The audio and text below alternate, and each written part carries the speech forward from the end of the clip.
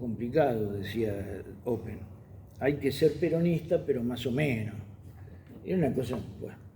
Pero ya en esa época él empezaba, a diferencia de yo, que era una criatura, a adquirir cierto nivel de, como de predominancia como un cuadro político. Muchos de los compañeros de esa área lo escuchaban con mucha atención a Daniel Open. Y bueno, él escribía en esa época más que nada volantes y artículos para que salieran aquí y acullá, y apoyó fuertemente el proyecto posterior, 2 años posterior, de formación del PRT. Pero en el camino nos pasó una experiencia desagradable, que fue que al Vasco le explotó la casa donde estaban preparando explosivos, ¿no? Eso ocurrió en una casa, en un hotelito de 6 pisos que estaba en la calle Posadas. El hotelito estaba semi vacío, ¿no? Y ellos habían alquilado, no sé de qué manera, un piso completo donde preparaban explosivos destinados, bueno, no sé para qué en ese momento. Probablemente estaban esperando que la CGT la agregara a una huelga y enfrentar de alguna manera a la represión. Bueno, pero la cuestión es que cometieron algunas imprudencias, que no las voy a contar acá porque no forman parte de la historia, y un día en que no estábamos, ni yo, ni sobre todo no estaba Daniel, les explotó todo. Bueno, algunos sobrevivieron que no estaban en el lugar, pero el Vasco murió y varios compañeros también. Un sector del grupo se contactó con gente que después se conoció como el peronismo de base, ¿no? Y como con Carlos Caride, que después se hizo Monto, ¿no? Cuando aparecieron a Monto, y con Torres Molina, que siguió estando y es un tipo de mucha nota, realmente un cuadro de primerísima línea, que forma parte de esa generación, varios años mayor que yo. Y bueno, nos quedamos medio colgados, porque el PRT funcionaba de una manera medio así, a la que te criaste, digamos. Y no había una actividad conspirativa, porque dentro de todo las formas democráticas se mantenían en la época de Guido. Así que todo el mundo que pudo volvió al PRT, porque en ese momento la conducción del PRT, Moreno en particular, sacaban artículos a favor de la lucha armada. O sea, el PRT, para evitar el éxodo que ya se veía venir, estuvo 1 año y medio, 2 años coqueteando con el tema de la lucha armada. Y en el ínterin, el gobierno de Ilia vivió la experiencia del lanzamiento de la primera columna que mandaron los cubanos, encabezada por Massetti, que era el comandante segundo, que también era periodista, pero ella era un periodista de verdad, o sea que profesional. Aunque la zona gris entre una cosa y otra en esa época a nadie le interesaba mucho, ¿no es cierto? Y lo que tenía Massetti era que tenía una voluntad de acero, ¿no? Cuando se le perdió el primer reportaje que le hizo a Fidel, volvió a Cuba, se metió en la clandestinidad de nuevo, llegó a la Sierra Maestra y hizo el mismo reportaje menos de un mes después, el mismo exacto reportaje, y volvió a salir de la clandestinidad y lo publicó. O sea que era gente de mucha templanza, ¿no? Y lo que sí yo compartía con Daniel Open, que era realmente un cuadro político importante, cierta crítica a la falta de seriedad, como llamarlo, teórica, ¿no?, de los cuadros de esa época. Claro, en el medio de la clandestinidad, la prohibición del marxismo, yo estuve incluso preso bastante tiempo por la ley anticomunista 17.401, que la puso en marcha Onganía, ¿no?, en el 66, 67, bueno. O sea que te perseguían simplemente por razones estrictas y únicamente ideológicas, ni hablemos de si además te ponías a combatir. Bueno, la cuestión es que Daniel estaba completamente de acuerdo con el tema del combate. Claro, los avatares de la clandestinidad y eso, yo era miembro del Comité Militar de Buenos Aires y nos detienen a todos en el año 71. A todos no, uno zafó. Y bueno, se produce la reorganización de la regional Buenos Aires. Entiendo que Daniel tuvo ahí un importante rol y después lo perdí de vista. ¿Por qué? Porque yo estaba preso y era muy difícil seguirle la campaña a los cuadros en esas condiciones de alta clandestinidad.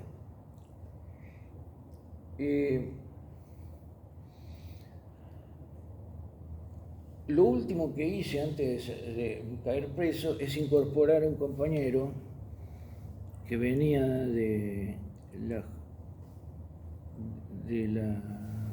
Juventud Comunista, del PC, y que había hecho una especie de curso, pero como guardaespaldas de cuadros importantes, ¿no?, en Rusia. Cuando volvió a la Argentina se fue del PC y se incorporó a una especie de periferia del PRT. Ese muchacho se llamaba Fernández Palmeiro, el gallego. Cuando nos meten preso al comité militar, obviamente él ya venía con cierto nivel de formación, lo promocionan al gallego Fernández Palmeiro y él entra en contacto con Daniel, con el que engancharon bastante bien, aunque lógicamente con dos experiencias de vida tan diferentes, ¿no? El gallego era obrero metalúrgico y Daniel era licenciado en algo, psicología, filosofía o sociología, una cosa así, de esa facultad. Y en ese momento la facultad esa era la misma facultad, después la dividieron, ¿no? Y bueno,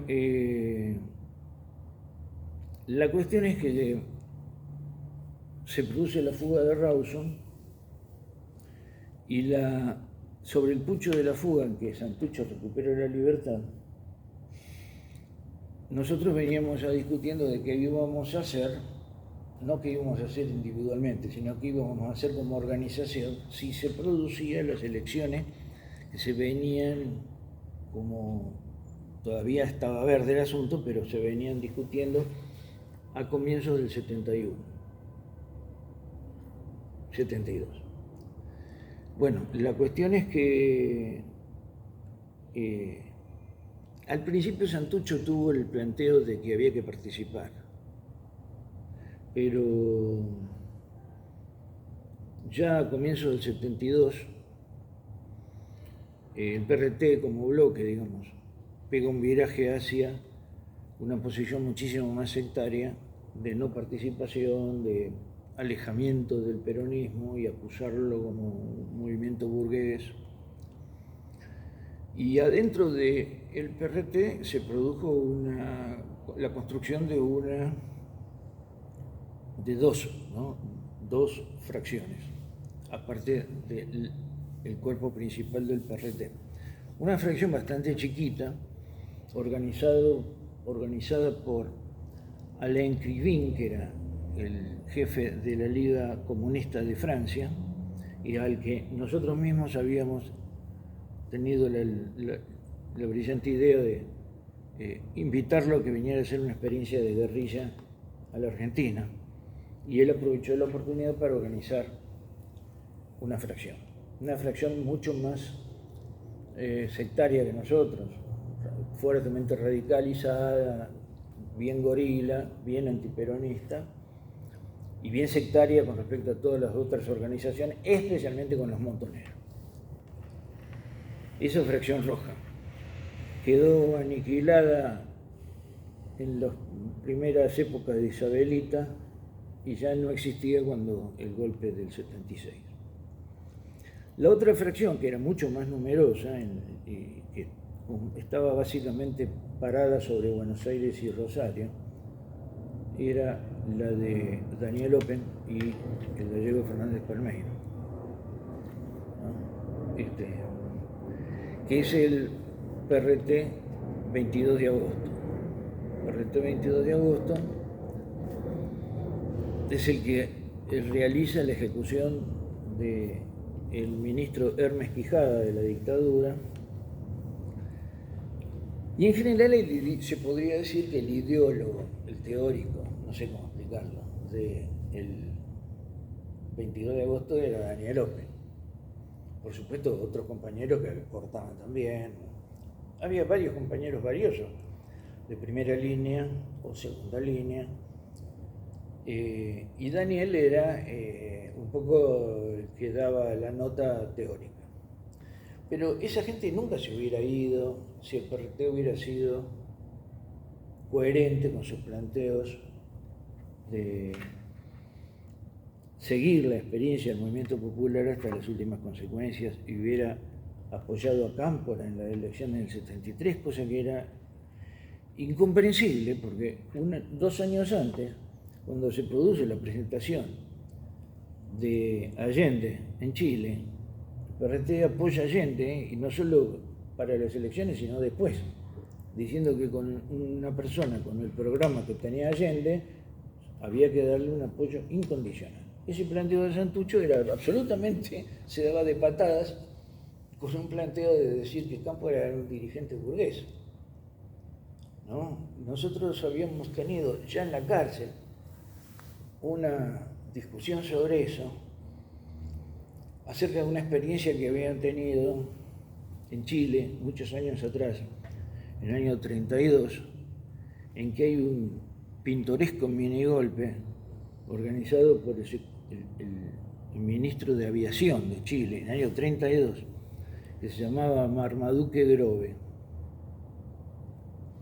El compañero que tenía que exponer en la escuelita que estábamos haciendo, dice que Marmaduke Grove, que duró menos de 2 meses, menos de 60 días en el poder, no era un verdadero revolucionario porque no había logrado nacionalizar las minas de cobre y hacer la reforma agraria. Entonces el propio Santucho le dice, ¿pero qué querés en 60 días? Que te den una torta. Una cosa. Era un tipo muy piola, Marmaduke Grove. Hay que darle tiempo suficiente que respire. Ese planteo de Santucho sobre el pobre Marmaduke Grove y sobre Salvador Allende, no lo pone en práctica. Y ese es un planteo que claramente Open, con la más absoluta lucidez, dice que el planteo del PRT es un viraje hacia el sectarismo, ¿no? No sé, y yo considero que tenía razón. Lamentablemente, eso aísla al PRT y por otro lado aísla al PRT de la fracción 22 de agosto, ¿no? Que era una organización, para mi modo de ver, demasiado chiquita para tener masa crítica, para sobrevivir en momentos de gran represión. O sea, duran bastante bien la época de Perón e Isabelita, pero al final de la época de Isabelita y comienzo de la dictadura de Videla no pueden resistir la represión. ¿La agrupación tenía algo que ver con los medios del partido? ¿Participación con alguno de las publicaciones? No, ellos sacaban un periódico, sí, un periódico bastante bueno, que se llamaba 22 de agosto, en celeste y negro. Pero no tuve mucha oportunidad de leerlo más que años después, cuando lo leí en Cuba, lo pude leer en Cuba. En la Argentina no lo vi nunca. Pero los cubanos tenían una coleccioncita de ese periódico, que bueno, los cubanos son una cosa complicada, pero si tienen la oportunidad, viste, uno trata de ver cosas que no...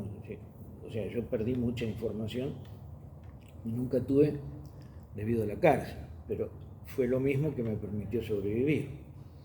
Así que esos son los dos compañeros sobre los cuales pude dar una historia más que su historia periodística,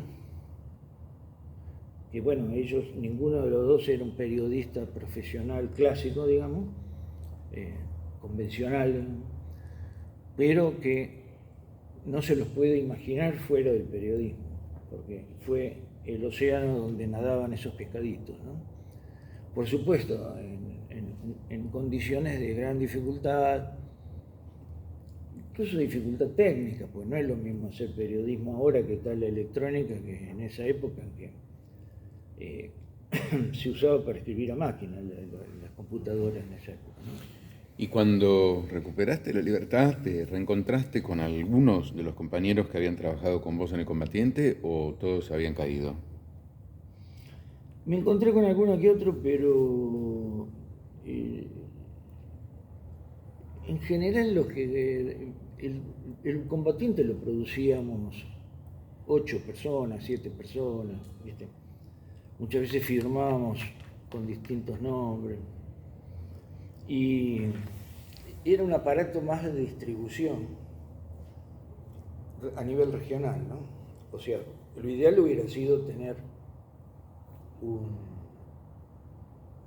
una fuente de impresiones o de publicaciones por frente, pero con la idea muy ortodoxa de tener un órgano nacional,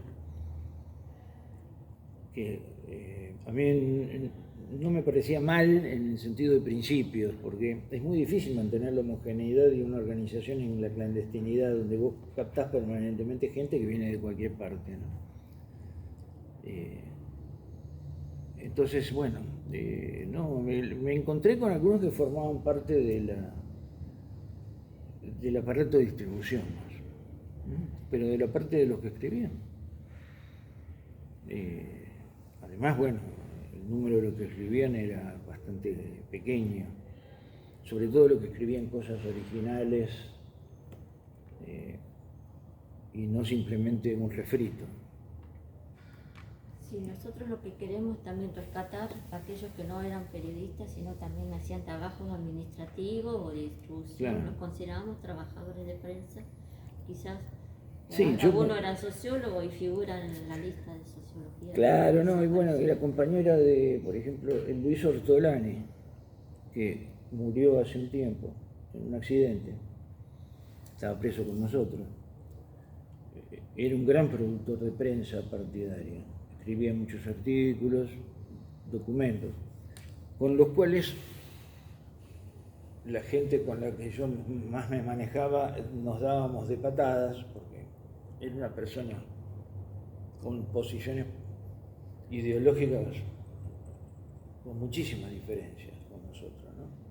O sea, era toda una polémica interna entre el PRT, toda esa cosa medio entre religiosa y vietnamita, que no reflejaba en absoluto las posiciones políticas de la mayoría, pero que gozaban de cierta benevolencia de parte de Santo Ucho, que de todas maneras fue muy prudente antes de firmar las cosas que escribía Ortolani, ¿no? Y bueno, era toda una corriente que tendía a convertir el PRT en una suerte de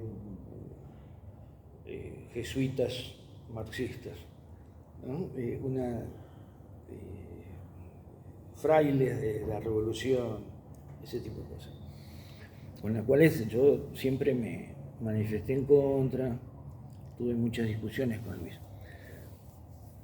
Pero con él tomamos la cárcel de Rawson, o sea, hicimos un montón de cosas que además de, creo yo, con mucha valentía a él, le pasaba lo mismo que a mí, se divertía mucho, ¿no? Era muy divertido hacer la guerrilla, no era algo dramático solamente no.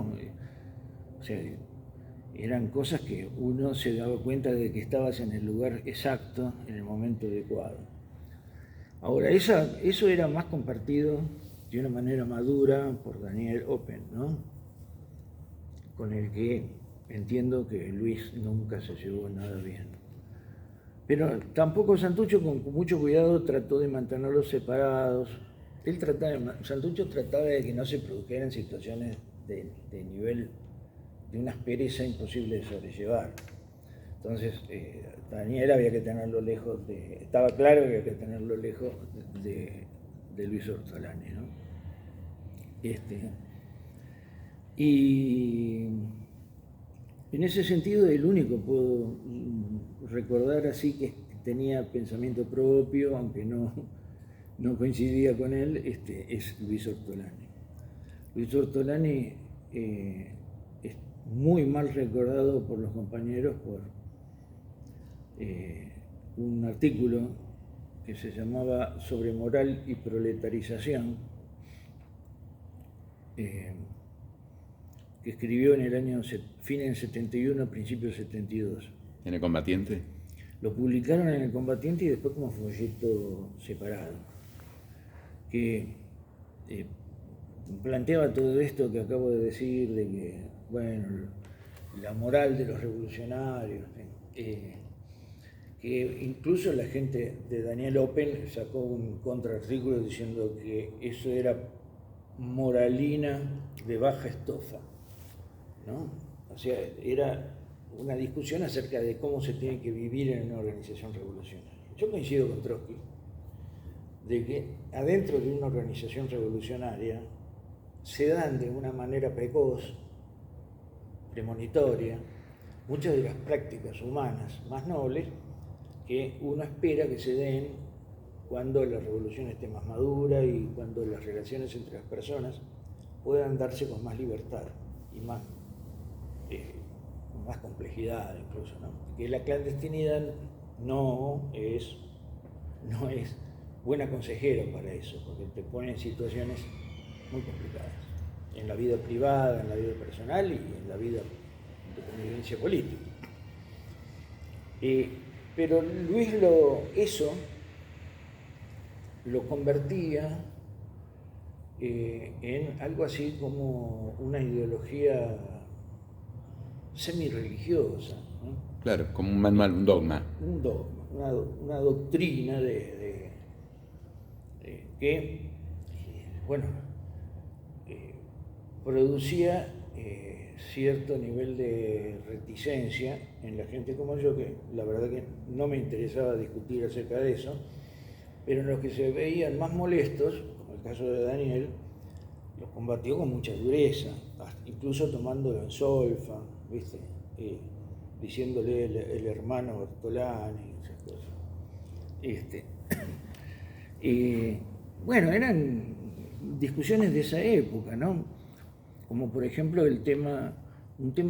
dos o tres temas en los que Open estaba más adelantado incluso que los cubanos, sobre la cuestión de la representación de las mujeres en el seno de los órganos de conducción, ¿no? Que se puso en realidad como tema específico recién en el 73. Y ahí él ya estaba a punto de romper, y de hecho había roto, pero sus planteos eran bastante coincidentes con el de mucha gente dentro del PRT, que se trataba de incorporar lo que se podría denominar acción afirmativa, ¿viste? O sea, los cuadros se forman obviamente en los órganos de conducción en parte. Entonces, si vos no le das la oportunidad a una persona de estar en un órgano de conducción, aunque no esté del todo maduro, la madurez de los otros compañeros lo va madurando también. Y como colectivo producís cuadros mucho más rápidos si la gente se forma así y no se forma, digamos, en compartimientos estancos. Entonces, en el caso de las compañeras pasa eso. Si no hacemos alguna acción afirmativa, nos va a pasar como los bolcheviques, que tenían 3 mujeres en un comité central de 40. Y gracias que tenían 3, era maravilloso en esa época, una cosa de gran puta.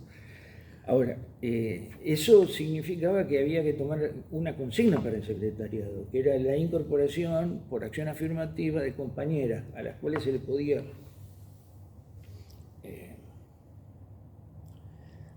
criticar que no estaban completamente a la altura de una tarea así, pero si era verdad que había que incorporar obreros, por más burros que fueran, y medio tontos, porque eran obreros y traían la experiencia de la fábrica y se iban a formar como cuadros, como efectivamente se formaban en el seno de los órganos de conducción, mucho más en el caso de las compañeras.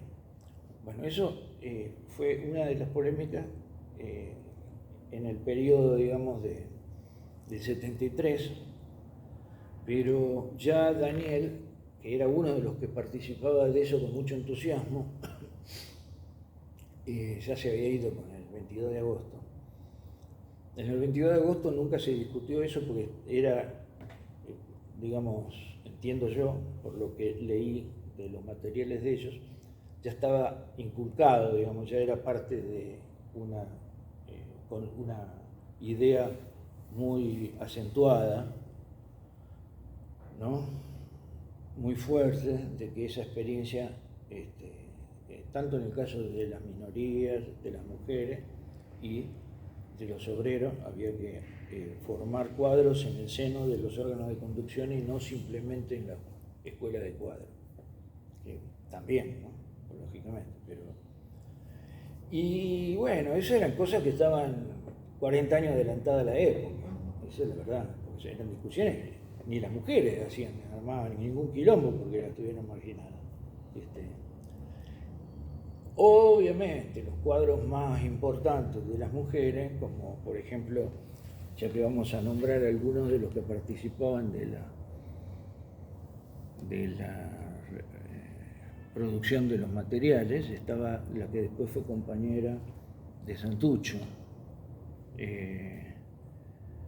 Lili Mesa. No, Lili. La compañera se llamaba... Alicia Rabol. No. Espera un poquito. Bueno, ya me va a salir. El hermano estaba preso conmigo y ella, cuando yo salí en libertad, ella estaba a cargo del órgano de producción del combatiente, ¿no? Y redactaba muy bien. Espera un poquito que me acuerdo cómo se llamaba. No importa. Pues ustedes ya deben saber, Sí, porque era sí. la compañera de Santucho en el 73, en el 76 también, y desapareció con Santucho. Y es la madre de un compañero. Alicia. Parece. Raboy. No se llama Saboy. Raboy, con R. No. Alicia Raboy. No. Vos mencionás gente que yo la conozco, pero Sí. que no era ella. Bueno, ya me voy a acordar. Esa compañera tenía mucha iniciativa propia, era un cuadro por su propia cuenta, no necesitaba que nadie la promocionara. De hecho, entró metiendo codo en los ojos en todos los órganos de conducción, ¿no? Pero vos no tenés que obligarle a la gente a andar metiendo codos en los ojos. Al revés, tenés que invitarla para que se forme y crezca en esas condiciones. Y bueno, ella sí yo creo que ella habría que mencionarla si me acordara. Sí, sí, sí. Porque yo me acuerdo incluso la experiencia que tuve con ella. Había estado casada unos años con Luis Ortolani, ¿no? Y teníamos que pagarle a un sujeto que era el dueño de una empresa de carteles, a los que le encargamos 2 millones de carteles para el 22 de agosto del 73. Afiches. El primer año, sí, afiches. Y otras cosas que se colgaban, en fin, un montón de material de publicidad. El sujeto nos cobró, pongámosle, el equivalente a $100.000. Y me trajo los $100.000 en billetes de 5 pesos de esa época, eran un metro cúbico, ¿no? Se bajó del auto, nos encontramos en un lugar ahí de Caballito que se llamaba La Puerta del Sol. Y vino con el nene, que era el hijo, que es Diego Ortolani, que ahora es un periodista muy conocido, una acción de la primera juventud de Diego Ortolani, el 20 de agosto de 1973, que tenía 5 años, 4 años. Estábamos charlando qué teníamos que hacer, cuánta plata había que pagarle ahora y cuánto más adelante, eran todas cosas re prácticas, ¿viste? Una cosa. Y Dieguito agarró había sillas que tenían como unas patas torneadas y en la punta de las patas una especie de gárgola, ¿no? De bronce. Agarró el paquete, lo levantó y lo incrustó en las patas en forma de gárgola y se desparramaron millones y millones de pesos en billetes de 5 mangos en el piso del lugar bastante pituco donde todas las damas estaban tomando su té con masas. La primera acción política de Dieguito a los 4 o 5 años de edad. Ahora es un periodista de cierta nota, digo. En Chile. En Chile, sí. Bueno, en Y Chile. su etapa en crisis, ¿en qué año fue? En el 88 yo estuve en Ah, crisis, ya. sí, el 88. El asunto fue que la empresa que la compró porque Bogelio se murió en cuanto vino a la Argentina. Ya venía muy enfermo. Entonces, los familiares de Bogelio se lo dieron a Eduardo Josami. Sí, claro. Y el problema con Eduardo es que el modelo, digamos, el modelo de revista política que él tenía, no sé ahora, que te pasaron tantos años, pero en aquel momento no tenía mucho que ver con el que podían tener otros. Era una cosa bastante más arcaica, mucho más pacata, donde muchos de los compañeros que